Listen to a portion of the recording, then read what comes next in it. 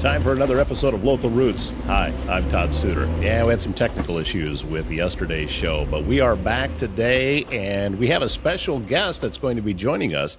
It's Gabe Barney. He is the Deputy Director for Emergency Management with Pottawattamie County, and we are going to be talking about Preparedness Month and also a preparedness event that is coming up a week from today in Council Bluffs. So Gabe Barney is our guest today on Local Roots. Also on our other show, Morning Coffee, if you haven't seen it, I would encourage you to go watch it.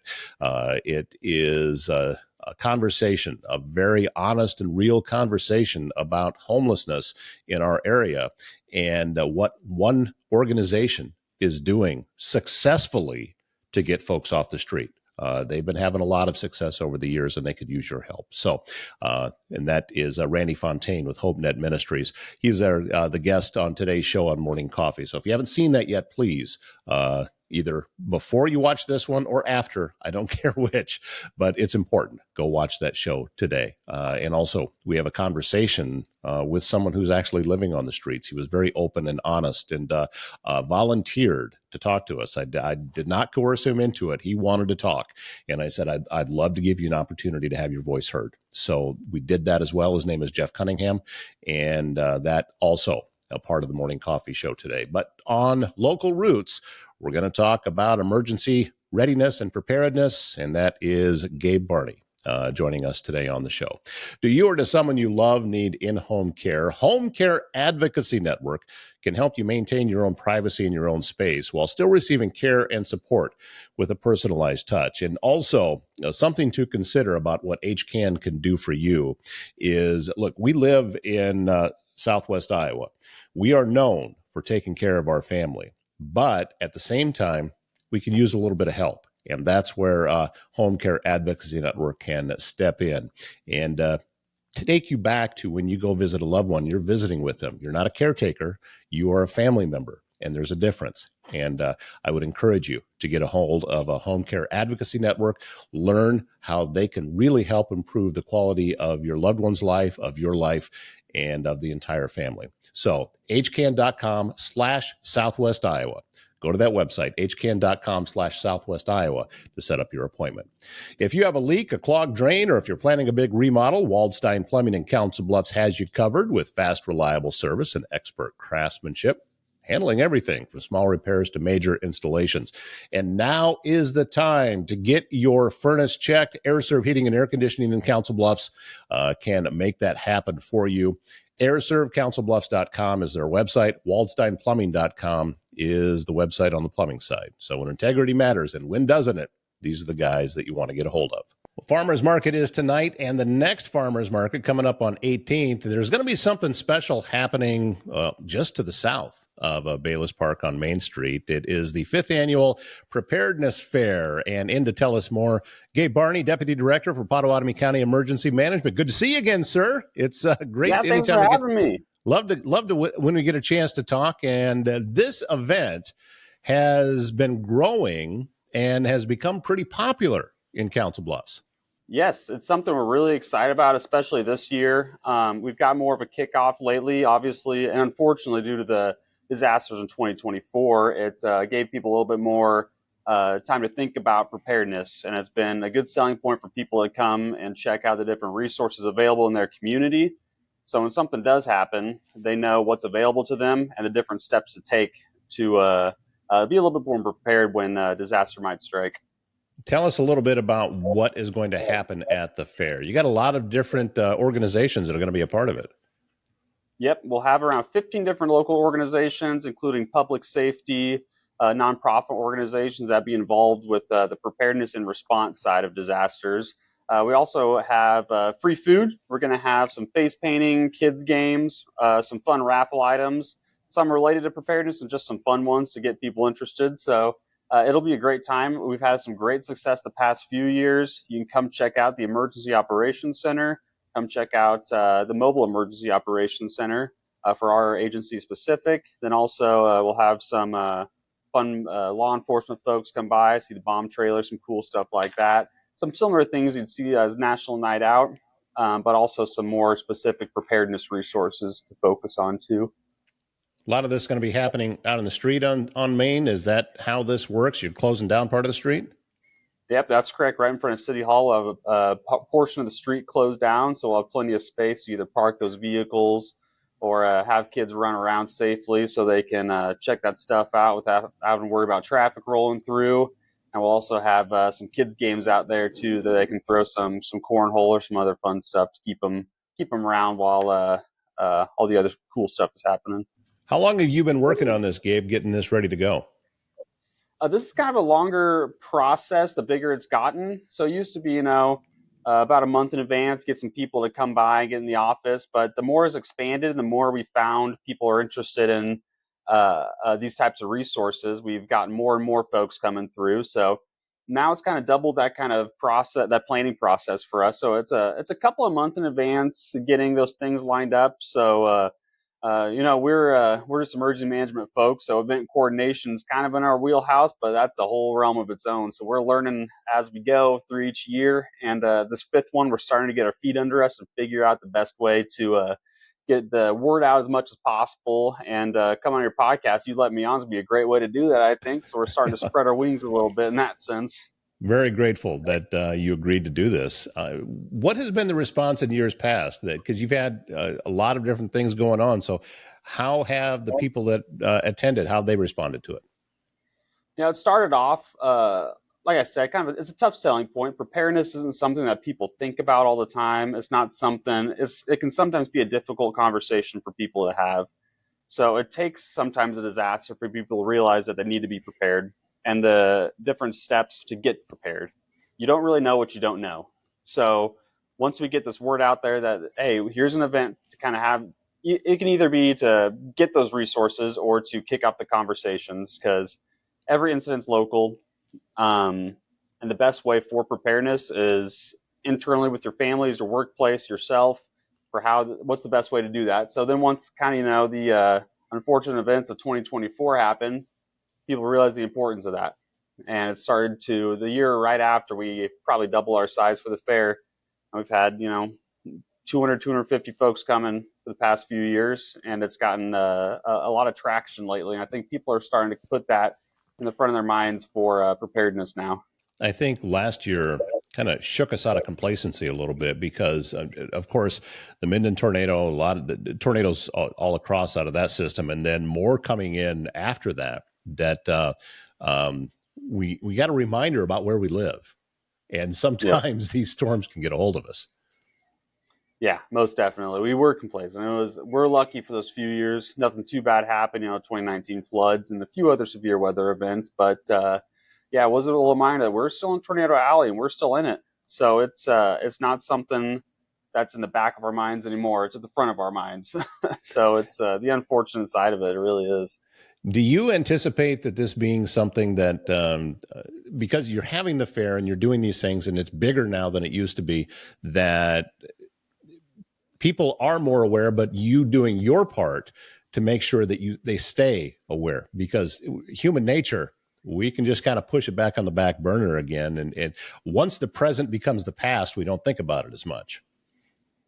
Yeah, and honestly, we've had great buy-in from our local leaders as well too, because our agency, we can be the subject matter experts in preparedness and a lot of this response type of stuff for large scale natural disasters. But it takes a lot of buy in from the not only public safety involved in our communities, but the community itself and the people in the community. So we've had a lot of buy in, and this is another way to show that, hey, we care about you guys. We want to get these resources to you. And we want to make sure people are just as prepared as possible. Do It's you kind of find beating a that? dead horse, but it's Yeah, important. exactly. Do you find in some cases that people aren't even aware that you're out there? Yeah, a lot of times. A lot of times, yeah, they know, or they have a misunderstanding of what we are. Emergency management's a pretty general term. When it comes down to what we do in our office in general, it's we try to focus on large scale stuff. So it's kind of a good way to kind of get ourselves exposed to the community. They can come see the emergency operations center, say, hey, when this stuff does happen, this is where all the key stakeholders come to work out of. This is where a lot of those decisions are made how to handle these types of situations. So it kind of puts a bigger picture perspective for folks too. And we're very proud of our office and the support we've had to make it what it is. and the staff that we have is great. So it's a great way for them, the community, to come and meet us. So we just aren't, behind the scenes all the time. So, what is your day to day like, Gabe? So you don't have a major tornadic event that has recently happened, just this year, or we haven't had a major flood this year. So, what is your day to day like there with emergency management? How do you put your days together? So that's a great question. it changes from week to week, month to month, year to year, kind of what the project focuses are going to be. We do have a lot of logistics in our office as well too that take a lot of upkeep. We also focus on the other pillars of emergency management, being preparing and mitigation. So either working on plans for folks, um, or getting when there are large scale events, even during concert series time, we'll bring our mobile out there and help people with incident command over for those types of incidents. So it really changes day to day, and there's things that you wouldn't expect to fall in our wheelhouse. And then, right now, while I'm recording this, we're having an elections security tabletop exercise in the room right next to me. So on how for elections folks and the auditors to respond to events in conjunction, with elections. So it's things you wouldn't really think of, and that's kind of our wheelhouse, is planning for those things you wouldn't think of. We're kind of worst case scenario folks. So Yeah, it's we're all Monday morning quarterbacks afterwards when something has happened. You have to try to think about things that could potentially happen down the road, maybe even something that hasn't happened before. yeah, and we were even talking about in our office, to get a little bit creative with our weekly staff training we do. We talked about doing maybe a Halloween themed zombie apocalypse tabletop exercise just for our internal office, just to play worst case scenario, because it's beneficial to go through the same steps for it, and that we can make some fun of it too. Yeah, we figured out how to solve the zombie apocalypse. We figured that out a long time ago. All you have to do is, before you bury someone, tie their shoelaces together. That's a good one. I like that one. I'm gonna have to write that one down when we do that then. This is the event that's coming up next Thursday is really part of a wider, larger national thing that's going on this month. I mean, September is National Preparedness Month. So, what does that mean? What is it? The types of things that you do during September? So, yep, nationally recognized September's preparedness month. So there's different weekly topics to kind of focus on, and it's kind of bring those conversations, like I was saying earlier, with your family, with yourself, with your workplace. Week one is be aware. Week two is make a plan. Week three, build a kit, and week four, get involved. So those are just kind of kickoffs to bring those different conversations up front, and for you to make sure you're checking all the boxes for what it means to actually be prepared. And actually, last week, the Board of Supervisors made a proclamation for September being county recognized as Preparedness Month too. So it's something that, in our office specifically, we're doing a pretty hefty social media campaign. We're creating different videos, and our website has a new landing page. So we try to conglomerate all those resources to you at one spot and try to get the word out as much as possible, so people can find all those resources in the same spot and be able to see the best practices, especially for our area specific. How's the learning curve been for you getting into all the social media stuff? Because, like it or not, we live in a TikTok world now, and a lot of people are consuming their information at 15 to 30 seconds at a time. Yes, that's been the tricky part. Is preparedness isn't something you can give people advice for in 30 seconds, but kind of the thought process we had for us is, yes, it is a TikTok world. We aren't going to have people sit down and watch a 15-minute video on building a preparedness kit. It's not going to happen. We had to create sort of a kickoff point for them to have, a minute video. See this real quick, no fluff about it. This is what you need. If you want more information, if you're interested and you're in the process of doing these steps, click on this link that we've kind of conglomerated info from all across different realms of the internet. Click on this, and we aren't going to try and give you a TED talk about it, essentially. So we've had to switch gears, and it's been It's been tricky because you think that making a 1 minute video would be easier than doing a 20-minute speech. It's No, not. not so much. It takes a lot of time. It it, really it, does. it could be a lot more complicated. And well, I have a Yes. solution for you. Put zombies in those videos, you'll get more views. Yeah, and put some cool music in the background, buy some copyrights for it. Yeah, do that too. What are the hours for the annual preparedness fair? What hours are you going to be out there? Maybe 5 to 8 p.m. So stop on over and visit the farmers market. Head over, see what's happening at the 5th Annual Preparedness Fair. And again, that's going to be happening out by City Hall. And it's right there on Main Street. You'll see it. If you go to Bayless Park, you will see all of the activity that's going on down there. I'm looking forward to it. Should be a lot of fun. And also, I have a feeling I might learn a thing or two, which is the goal of the whole thing. You got it. He is Gabe Barney, and he is the Deputy Director of Pottawattamie County Emergency Management. Appreciate your time, Gabe. Welcome back anytime. Oh, yeah. Thanks a lot, Todd. I'm looking forward to that. It's going to be on the Main Street, as Gabe was talking about, and that is coming up a week from today. And so go to the farmers market and then head over for the event out in front of City Hall.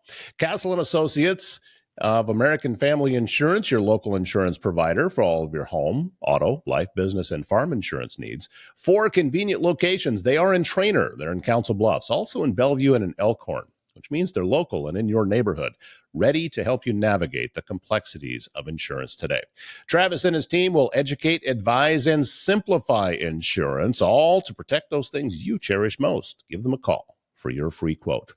And when you're looking for all natural health solutions right here in Southwest Iowa, Bambi's Green Acres Natural Market, located in Council Bluffs. She has her shop at 805 South Main Street in Council Bluffs. She's been serving the community since 1997 with a wide selection of vitamins, supplements, essential oils, herbal remedies.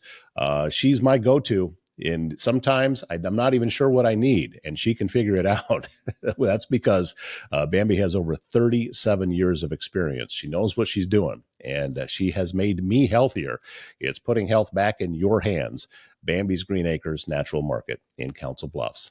Thanks again to Gabe Barney for being our guest today. We are all the way to Thursday, which means one more day to the end of the week. How about that? My name's Todd Studer, and we'll see you back here tomorrow morning.